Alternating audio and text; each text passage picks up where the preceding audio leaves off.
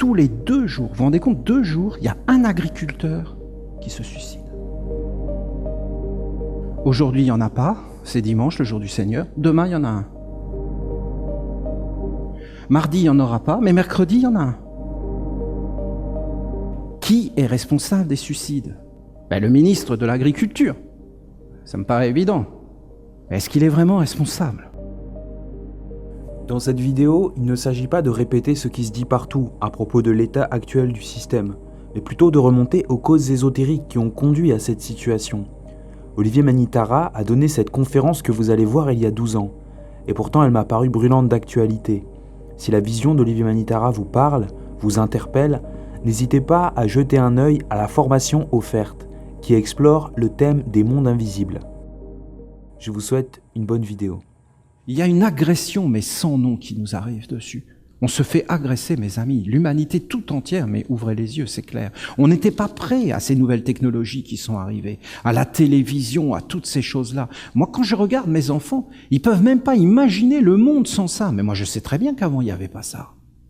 Mais les personnes qui savent qu'il n'y avait pas ça, elles vont disparaître. Et le monde ne sera plus du tout comme on imagine. Parce que les jeunes ne sont pas du tout comme nous. Parce qu'ils vivent avec ces nouvelles technologies. Je ne dis pas que c'est négatif, je dis qu'il n'y a rien de négatif, mais que tout doit être maîtrisé. Et que dans la vie, on peut complètement se perdre. On a besoin de justice.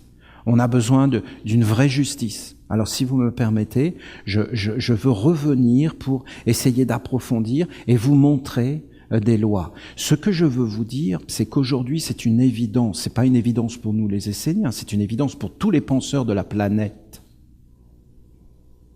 C'est qu'il y a une perte de sens et une perte de valeur.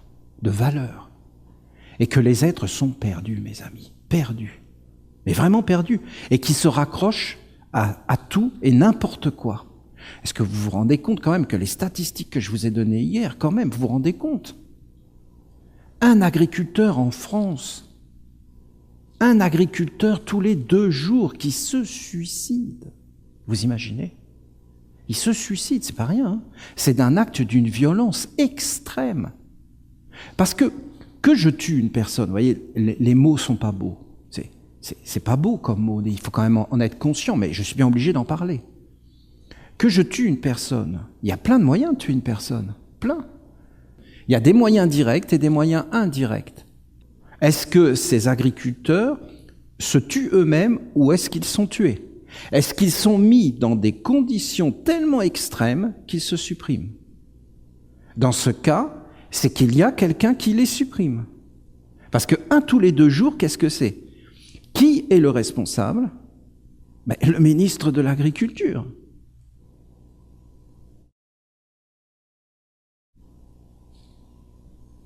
Ça me paraît évident. Mais est-ce qu'il est responsable?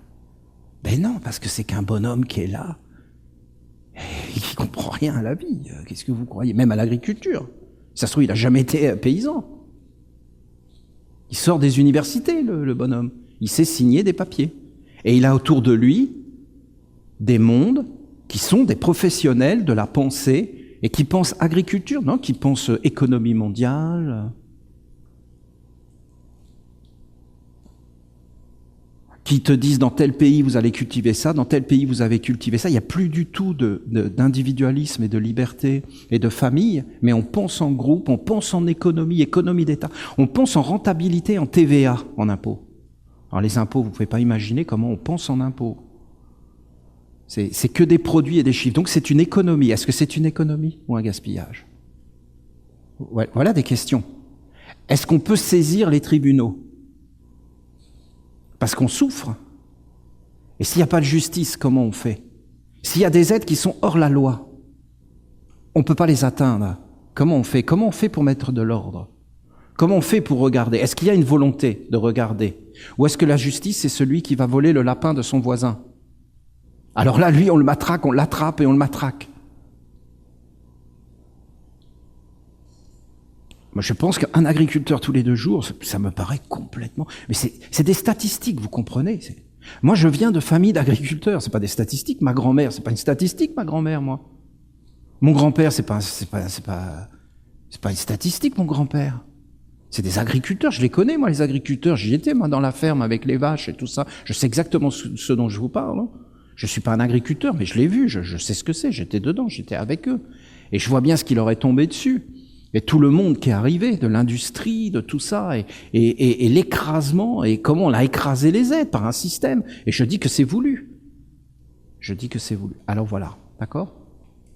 C'est un éventail, pour élargir l'éventail de la criminalité. Je dis que les vrais responsables, ce sont les prêtres. Voilà ce que je dis. C'est ce que je dis. Ce sont les prêtres. Et vous prenez n'importe quel crime qui existe sur la terre, les responsables, c'est les prêtres. Et donc, en fin de compte, c'était aux prêtres de faire le travail et de protéger, et ça, il faut l'entendre. Et de toute façon, faites ce que vous voulez. Vous pouvez faire ce que vous voulez. Si vous ne mettez pas un prêtre, vous ne pourrez pas enrayer. Dieu est un mystère. Dieu est un mystère. Voilà, c'est un mystère. On dit que Dieu a créé le monde. Mais Dieu a créé un monde parfait. Il a créé un monde parfait qu'on a appelé un jardin. Un jardin avec un arbre, avec 4 pères, les 4 archanges, les 4 dieux. Et c'est la perfection. Et ce jardin, il l'a délimité. C'est un monde immortel. Et qu'est-ce qui vit dans ce monde ? Les êtres qui ont été créés par Dieu, c'est-à-dire la perfection. Qu'est-ce que cette perfection ? L'harmonie est une perfection. D'accord ? On pourrait s'entendre là-dessus. Vous savez, c'est très important qu'on s'entende. Est-ce que l'harmonie est une perfection ? Oui. Est-ce que l'harmonie est éternelle ? Oui. Est-ce que l'harmonie est immortelle ? Oui. Dans tous les univers, partout. Si vous n'avez pas l'harmonie, vous n'avez pas la vie.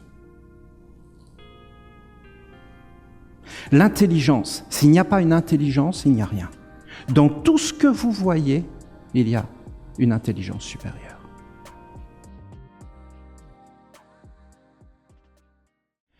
Dieu, dans sa perfection, a permis à ce qu'un être que la tradition appelle Lucifer, je vous ai expliqué hier, et en fin de compte, c'est ce que disait l'archange. Qu'est-ce que dit l'archange ? Il dit, vous avez 2 corps.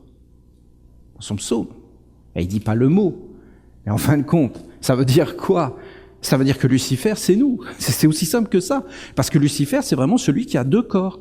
Il a un corps d'emprunt, le fer, et il a un corps à naître, Lucie. Voilà. Et cet être, il a la liberté. Et nous avons la liberté de choisir. Et cet être, il veut exister. Et nous existons. Et nous sommes conscients que nous existons. Nous sommes séparés des mondes. Nous avons tout un travail à faire. Alors ce monde, c'est le monde de la liberté et de l'existence. De la soi-existence. Ce monde n'est pas le monde divin. Il n'y a pas de liberté dans le monde divin. La liberté dans le monde divin, c'est d'être avec Dieu. C'est une liberté supérieure. C'est pas la liberté de faire ce que je veux. Tu ne peux pas te tromper dans le monde divin parce que si tu te trompes, c'est que tu n'es déjà plus dans le monde divin. Dans le monde divin, il n'y a pas d'existence propre. Tu vis dans l'harmonie. Tu vis, il n'y a que Dieu qui vit. Aucun être ne vit. Si on était dans le monde divin, ici, on n'aurait pas conscience qu'on existe. On aurait conscience qu'on est tous un et que Dieu seul existe à travers nous. Quand je parle avec un ange n'a pas réellement une conscience d'existence personnelle. Il s'aperçoit qu'il a une existence plus ou moins personnelle quand il regarde l'homme. Mais sinon, ils se font instantanément dans Dieu. C'est comme dire à une biche qu'elle vit en dehors de la nature. Elle va te dire, mais qu'est-ce que c'est que cette histoire ? C'est un concept. C'est un concept que tu crées. Mais tu vis pas en dehors de la nature, c'est impossible. Comment tu fais pour vivre en dehors de la nature ? La nature, c'est Dieu. Ou un poisson qui vit en dehors de l'eau. Non, il est dedans. Et il a conscience qu'il est dedans. Donc, en fin de compte, c'est ça. Vous avez un monde qui se détache et qui se sépare. Ici, vous avez Michael qui reste fidèle. Et ici, vous avez Lucifer qui a le choix, mais qui prend quand même le choix de la beauté. Lucifer, il aime ça. Il aime la beauté, il aime l'harmonie. Alors, vous avez les grands lucifériens, c'est les humanistes. Moi, je suis humaniste. Et voilà, ils ont des idéaux. Et ils croient dans le bien, dans des choses comme ça. Mais c'est pas divin, forcément. Et en dessous, vous avez le monde du recyclage. Dieu tolère Lucifer, mais lui dit, si tu veux exister par toi-même, tu es béni, mais tu sors du jardin et tu crées ton propre monde, le monde de l'homme. Et en dessous, il y a le monde du recyclage, les contre-vertus, la destruction, et Dieu dit, toi, je ne veux pas de toi. Je te rejette. Tu dois rester dans ton monde, donc il n'y a pas d'existence. Tu te recycles en permanence, c'est ce que les hommes ont appelé la réincarnation. Et tu ne vis pas en réalité, tu te recycles. Tu es recyclé sans arrêt. Mais tu ne peux pas venir vers moi. La disharmonie ne peut pas vivre dans le monde des hommes. C'est très beau, hein, parce que Dieu permet à la disharmonie d'exister. Dieu ne condamne pas la disharmonie. Vous entendez? Il dit, tu veux vivre, eh bien vis. Mais tu n'approcheras pas les portes du monde divin. Tu vis loin de moi. Le doute, le mensonge, la haine, la cruauté. Dieu permet la cruauté. Mais tu ne vis pas dans mon monde. Est-ce que Dieu détruit la cruauté? Non, non, non, non, non. Dieu met la cruauté dans le recyclage. Et lui permet de vivre dans un monde. C'est pas beau, ça? C'est beau, hein? C'est enfermé, c'est en enfer. C'est enfermé. Mais il y a des êtres, hein, l'enfer, ça les éclate, ils adorent ça. Hein. Il y a des êtres, la cruauté, c'est génial pour eux, ils vivent dedans. La peur, ils adorent ça. Ils vivent dedans. C'est des créatures. Dieu ne les condamne pas. Et Dieu vient lui-même en envoyant son Fils pour éveiller tous ces mondes et les transformer, les envoyer vers des mondes supérieurs. Regardez la nature, tout vous parle de ça. C'est une vraie justice, la nature. C'est une vraie miséricorde. C'est un vrai amour, c'est un vrai partage. C'est comme ça qu'on doit être.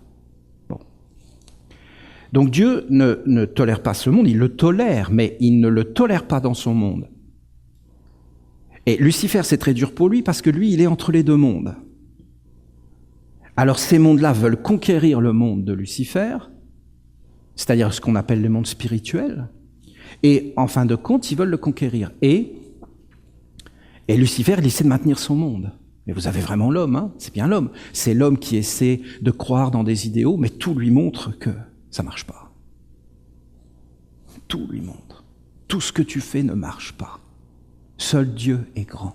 La religion est supérieure. Si la religion n'est pas là, tu peux faire tout ce que tu veux, tu seras toujours perdant. Et il y aura toujours ces mondes qui vont venir t'agresser pour te voler, mais ils ne peuvent pas voler Dieu. Je vous place le cadre. C'est un monde parfait. Et les Aztèques, les Mayas, hein, ils l'avaient dessiné, hein, c'est-à-dire c'était les pyramides. Ils connaissaient ces choses. C'était les pyramides, vous savez, avec les pyramides du soleil, avec les pyramides avec les marches, à 4 faces. Et tu montais en haut, et en haut c'était le culte de Dieu. Bon. Ici, vous avez le prêtre, qui est le représentant de la religion. En dessous, vous avez la science, qui correspond aux égrégores. Si la science est reliée à la religion, alors les égrégores sont purs. Si la science se coupe de la religion, alors ça devient une faiblesse. Les êtres qui habitent en dessous s'approchent pour voler. Et Dieu ne dit rien. Dieu ne dit rien. C'est légal. C'est pas contre la loi de Dieu, c'est légal.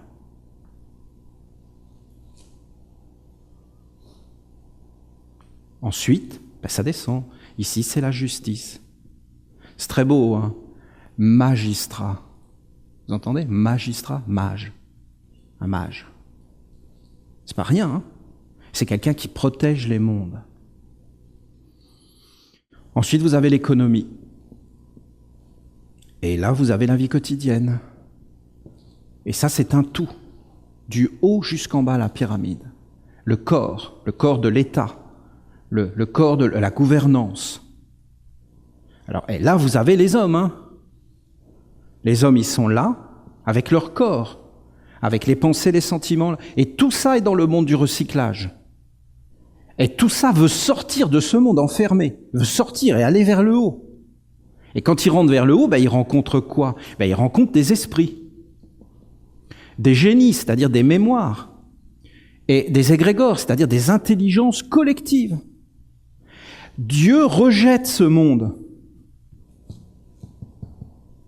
Le rejette. Vous entendez ?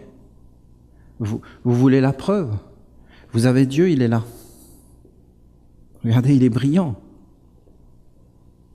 Il est sublime. Ou non, il veut pas. Il ne veut pas. Faites l'expérience, il veut pas. Il ne le veut pas. J'insiste, ça va pas être terrible. Hein, je vais pas vous le montrer, d'accord ? Je vais me faire très très mal. J'insiste vraiment, j'ai une volonté. Je vais perdre le corps. Est-ce que je peux y arriver ? Oh oui, oui. J'ai suffisamment de volonté. Je peux vous garantir, je peux vous brûler ma main devant vous. Tellement je suis déterminé. Mais il faut qu'il y ait une raison. S'il n'y a pas de raison, c'est de la stupidité. D'accord ? Mais si Dieu me demande de me couper la main, je vais me couper la main. Il n'y a aucun doute. C'est tout de suite même. Mais Dieu ne demande pas ça. Il demande la douceur, le bonheur, la générosité, la bonté, l'intelligence, le partage. Pas le fanatisme, ni la bêtise. Comment je peux rentrer dans le feu ? Juste par mes yeux, juste par mon cœur. Mes pensées, mes sentiments. Soit mes pensées, mes sentiments n'honorent pas Dieu. C'est fini. Je suis déjà mort. Soit mes pensées, mes sentiments honorent Dieu. Je peux m'approcher à travers lui. Mais après, il faut que tout suive mes actes. Qu'est-ce qu'il y a derrière le feu ? Un esprit. Qu'est-ce qu'il y a derrière l'esprit ? Un génie, une mémoire. Une mémoire de quoi ? De mes ancêtres, de génération en génération. Je ne suis pas séparé de mes ancêtres. Bon. Et après, des égrégores. Vous avez un homme, et cet homme, qu'est-ce qu'il fait ? Il dit, voilà, moi, ce n'est pas normal, je n'ai pas eu beaucoup de lapins dans ma ferme, mais mon voisin a eu plus de lapins que moi. Ce n'est pas juste. Hein ? Vous les voyez, les pensées ? C'est des pensées. Automatiquement, derrière la pensée, il y a un esprit qui apparaît, et qui te dit, c'est pas juste. C'est pas juste, c'est pas juste. Va lui en voler un ou deux.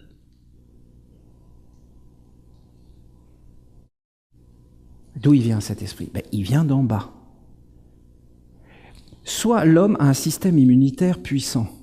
Comment il l'a ? Des prêtres, des vrais prêtres, des vrais scientifiques, des vrais magistrats qu'on aime, qu'on respecte, parce qu'ils sont vrais. Ils sont pas faux, c'est pas des marionnettes, c'est pas des automates, c'est pas des gens qui obéissent aveuglement. C'est jamais on doit obéir aveuglement. Une société qui nous force à obéir aveuglement, qui nous force même à faire des choses qu'on ne croit pas être vraies pour de l'argent. Aucun fonctionnaire ne devrait obéir aveuglément à des lois auxquelles il ne croit pas. On ne devrait pas être forcé à le faire. On va te dire, démissionne. Oui, mais on t'a mis tout un système économique qui te rend esclave et qui va te faire des choses auxquelles tu ne crois pas. C'est dangereux de faire ça, c'est dégradant. Est-ce qu'on a le droit de dégrader une personne ? Est-ce qu'on a le droit ? Voilà, c'est des questions. Non, mais on débat parce qu'à la limite, on est libre puisqu'on est avec Lucifer. Super. On fait ce qu'on veut. On décide de notre avenir. Et on décide où on va. Et Dieu ne va pas intervenir. C'est pas sa propriété.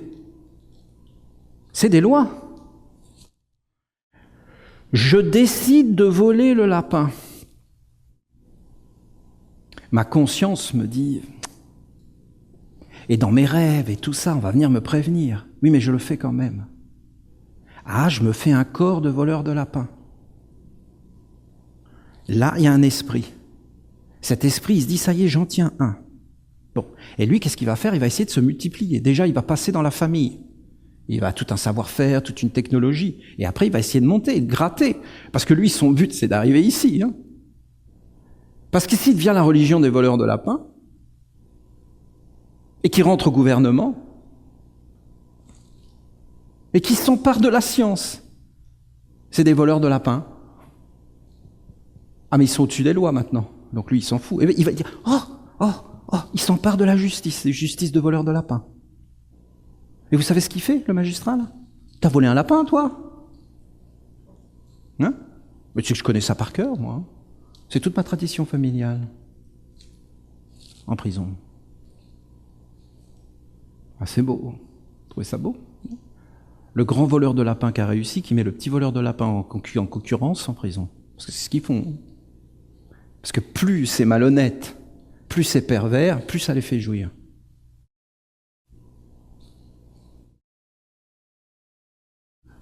Je vous explique. J'ai volé un lapin, je me sens mal. Pourquoi je me sens mal? Parce qu'il y a Dieu. Parce que sinon, il n'y a aucune raison de se sentir mal. Hein.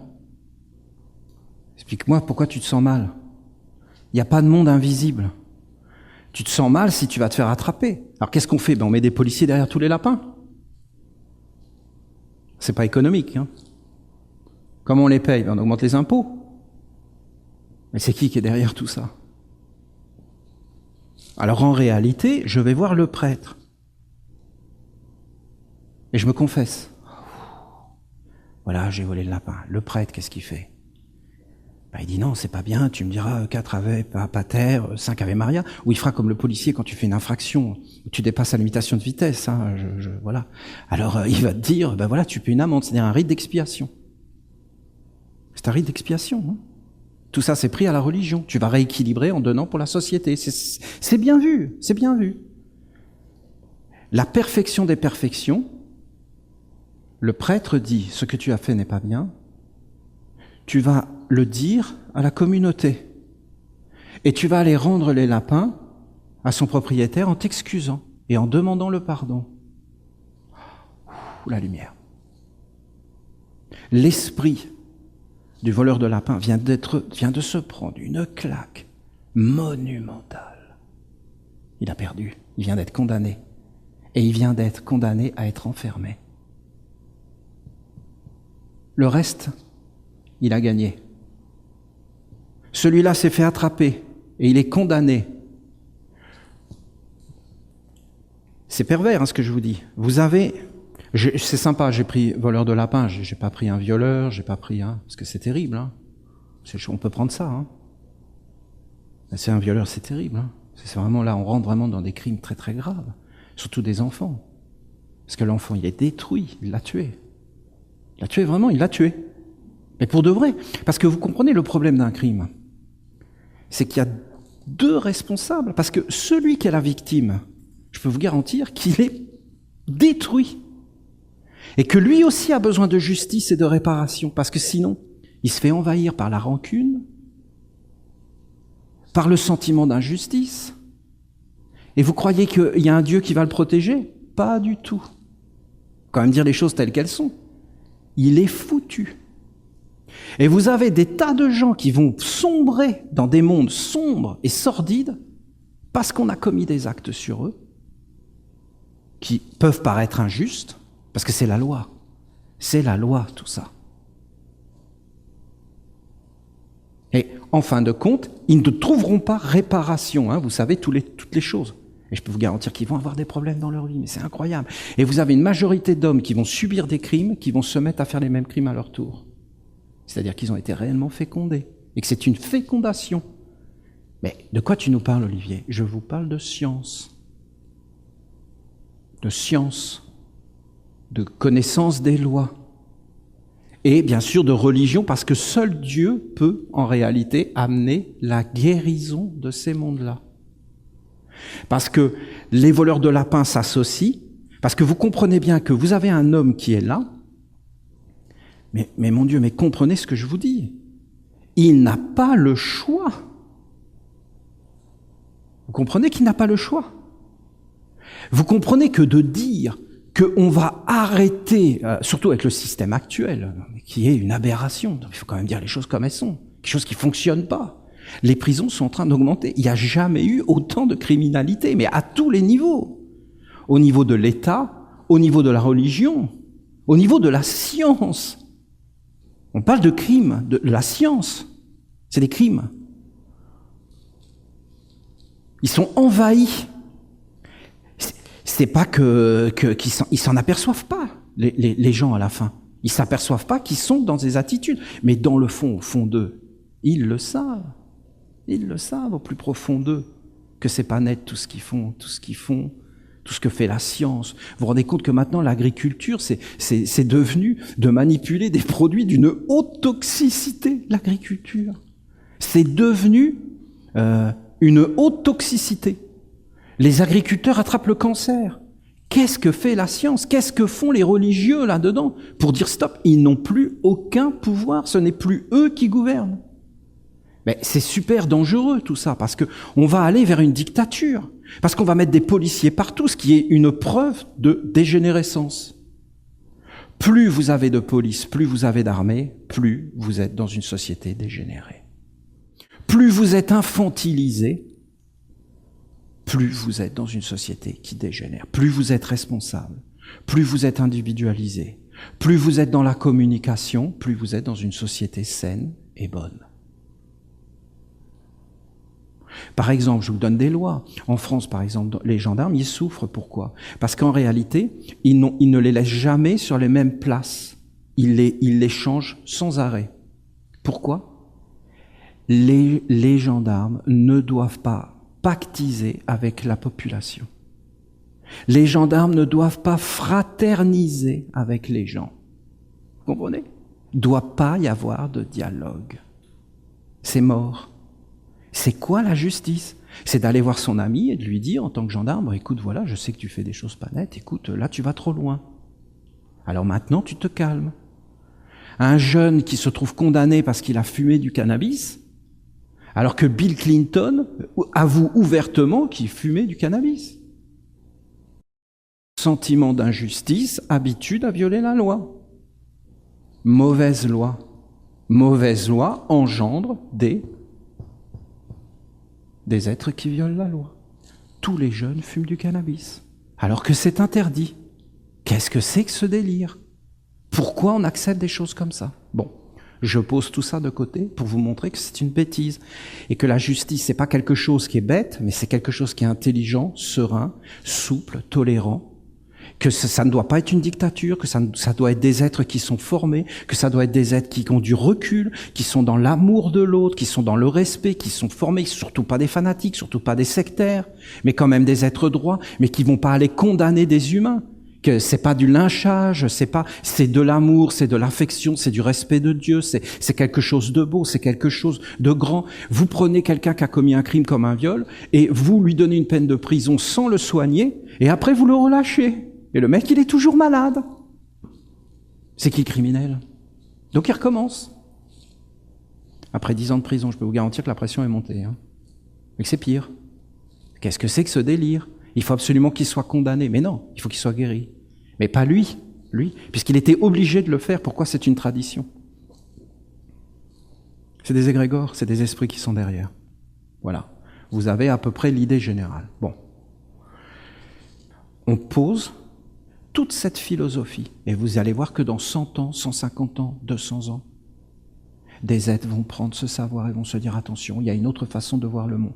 Parce qu'aujourd'hui, tout est écrit. Vous entendez? Tout est écrit. Et qu'est-ce qui va arriver demain? Il faut mieux même pas y penser. Ça va être une dictature, mes amis. Vous comprenez? On va t'imposer. On va dire, vous êtes inférieur. On va vous éliminer. On va vous mettre dans des camps de redressement. D'accord? Vous allez voir des caméras partout. Regardez ce qui est en train d'arriver. Tous les animaux vont être pucés. Pourquoi? Plus question de chasser, plus question de pêcher, plus question de cultiver son jardin. Tu dois consommer une nourriture saine. Après, va savoir qu'il ne va pas arriver des maladies et qu'on va nous dire vous ne devez plus rien consommer dans la nature, vous devez manger que telle quantité d'aliments. C'est fini, vous êtes complètement enchaîné.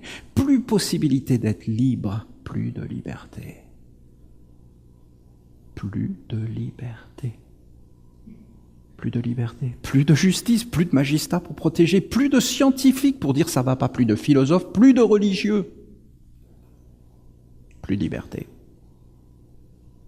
Aujourd'hui, quelles sont les industries qui sont vraiment puissantes? Tout ce qui est de l'électronique, Google, Apple, tout ça. Et regardez où ils investissent leur argent. Regardez toutes ces choses. Si vous croyez que c'est pas voulu, regardez comment on ponctionne le travail de l'humanité tout entière. Regardez les égrégores qui sont derrière. Qu'est-ce qui va arriver à votre avis? Qu'est-ce qu'on nous prépare? Faut être aveugle. Non, ta vie, tu dois la prendre en main. Tu dois écrire ton avenir. Tu dois savoir avec qui tu vas t'associer. Tu dois travailler pour les générations futures parce que les générations futures, c'est toi. C'est toi qui vas te réincarner là-dedans. Et quel monde on aura préparé et quels outils tu auras pour lutter contre ça si tu n'as rien fait. Et là, vous allez voir la grandeur de la nation essénienne. La grandeur et la splendeur. Vous allez me dire, on n'est pas nombreux. Je vous dis que ceux qui ont construit le monde d'aujourd'hui, ils étaient une petite poignée, déterminés et décidés. Ils ont décidé qu'il y aurait plus d'agriculture. Ils ont décidé qu'il y aurait plus d'artisanat. Ils ont décidé qu'il y aurait 3 pays qui gouverneraient le monde, l'Amérique, l'Europe et l'Asie. Et que c'est eux qui auraient toutes les industries. Ils ont décidé de rendre l'école obligatoire et de structurer les aides pour les détruire et qu'ils ne sachent plus rien faire. Ça a été voulu. Ils ont décidé un système économique, bancaire qui gérerait tout ça et qui créerait des fortunes pour faire apparaître un monde technologique. Ça a été décidé par des êtres. Regardez la littérature, faites des études et vous verrez que c'est connu ce que je vous dis. Il y a eu des sociétés secrètes, des clubs qui se sont réunis dans les universitaires et qui ont fait des plans pour l'avenir et que ces êtres font des plans pour l'avenir. Moi, je vous fais un plan de la justice. Je vous dis que ça, c'est la science véritable et que ça fonctionne. Je vous dis que c'est ces mondes-là et que ces mondes-là, demain, c'est un choix. Vous savez que dès que des hommes s'unissent ensemble et se réunissent et respirent comme ça, parce que c'est ce que nous faisons, hein, regardez, on respire, on est un poumon. Tous les Esséniens se réunissent pour célébrer Gabriel et Grégor. Et ils repartent. Et ils reviennent pour célébrer Raphaël et Grégor, offrande dans le ciel, et ils repartent. Et ils reviennent, Uriel, et ils repartent, et ils reviennent. Qu'est-ce qui unit les humains aujourd'hui ? Le hockey, le pied-ball, ils s'unissent pour le pied-ball et ils repartent. Ils s'unissent pour les Jeux Olympiques et ils repartent. Et surtout, ils s'unissent tous les jours, à la télévision, aux informations, à la radio. Il faut être connecté. On est connecté 24 heures sur 24 et on s'unit sans s'unir. C'est pas beau, ça? On n'est même plus ensemble. C'est terrible. On génère des égrégores sans même se voir maintenant. Par la technologie. Avant, pour générer ces égrégores, fallait qu'un homme parle à un homme. Maintenant, on n'a même plus besoin de se rencontrer pour générer les mondes invisibles. C'est révolutionnaire ce qui est en train d'arriver. C'est incroyable. Et on sait tout ce qui se passe sur la planète. Mais c'est une illusion de savoir, mais incroyable, hein. Incroyable. Et ça forme des égrégores. La ronde des archanges, c'est sublime et beau, c'est grand. C'est grand. Alors je reconnais qu'il y a encore des êtres qui s'unissent pour des choses religieuses, et c'est beau. Hein, comme on s'unissait avant pour Noël, pour Pâques, qu'on célébrait la Saint-Jean, qu'on s'unit pour des grandes fêtes comme le 4 juillet de l'Independence Day, c'est ça? C'est le 4 juillet? Le 14 juillet pour la prise de la Bastille. Voilà, on s'unit pour des buts républicains. Qui est le Dieu de la science? Pour qui travaille la justice? Quel Dieu? Voilà des questions. Écoutez, j'avais vraiment envie de vous dire tout ça. Je pense que c'était nécessaire pour ceux qui veulent comprendre. Alors vous pouvez retrouver toutes les conférences que j'avais faites sur ce 4, qui était le grand nom de certains mystiques, notamment à Lyon, où on parlait de la société. C'était une société secrète d'ailleurs, qui s'appelait Agla, et qui connaissait des secrets de l'alchimie, de la transformation. Et ces êtres, ils connaissaient. Et je peux vous dire que tout ce qui a engendré dans le monde a été pris dans ces sociétés. Et après, les êtres, ils l'ont adapté. Aujourd'hui, on doit vivre d'une autre façon. Toutes les bénédictions, toute la joie, mon grand merci de m'avoir permis de vous parler et d'être là pour que, ensemble, on puisse faire apparaître cette sagesse. Si vous êtes arrivé jusque-là, c'est probablement que la vision d'Olivier Ménitara vous aura plu, vous aura parlé. Si c'est le cas et que vous voulez nous soutenir, n'hésitez pas à vous abonner à cette chaîne YouTube, à mettre un petit commentaire en nous partageant vos pensées. Vous pouvez également approfondir l'enseignement d'Olivier en jetant un œil à la formation sur les mondes invisibles qu'il y a en lien dans la description.